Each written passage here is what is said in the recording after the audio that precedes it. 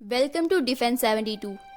Hamas के साथ युद्ध शुरू होने के बाद इसराइल बार बार इस बात के संकेत दे रहा है कि उसकी पैदल सेना गाजा के अंदर घुसने जा रही है। सेना का मकसद है हमास का पूरी तरह से खात्मा।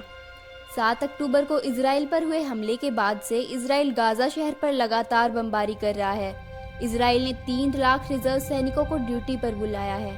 इसराइल की गाजा से लगी सीमा पर मेरकावा टैंक, आर्टिलरीज की तोपें और आधुनिक हथियारों से लैस हजारों सैनिक बैठे हुए हैं।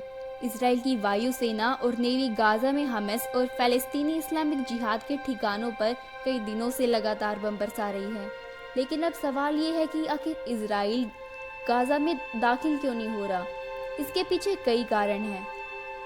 बीते दिनों अमेरिकी राष्ट्रपति जो बाइडेन का अचानक इसराइल के दौरे पर पहुंचना इस बात के संकेत था कि व्हाइट हाउस पश्चिमी एशिया में बिगड़ते हालात से काफी चिंतित है। हालांकि अमेरिका पहले ही गाजा पर इसराइल के द्वारा कब्जा करने का विरोध कर चुका है।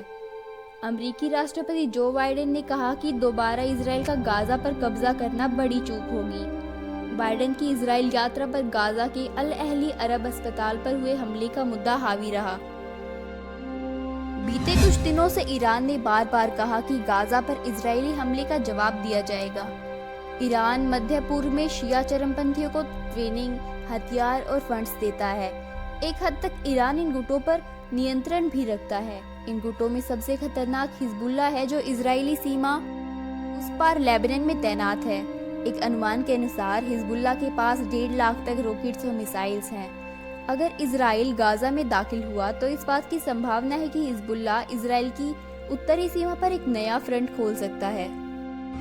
दुनिया के लिए जो मानवीय संकट की परिभाषा है वो इजराइल के लिए थोड़ी अलग है, खासकर इजराइल और गाजा के विषय में। जिसे गाजा में आम लोगों की मौत का आंकड़ा बढ़ रहा है, हमास की 7 अक्टूबर की बर्बरता की जगह अब ध्यान इजराइल की ओर जा रहा है।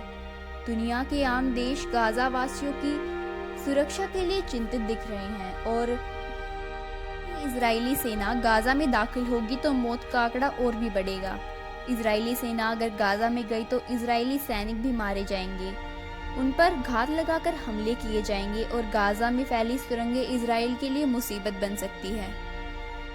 7 अक्टूबर को जो हुआ उसे इजराइल की सबसे बड़ी इंटेलिजेंस विफलता कहा जा सकता है। बीते 10 दिनों में जो भी हुआ, इजराइल खुफिया तंत्र उसी चूक की भरपाई कर रहा है।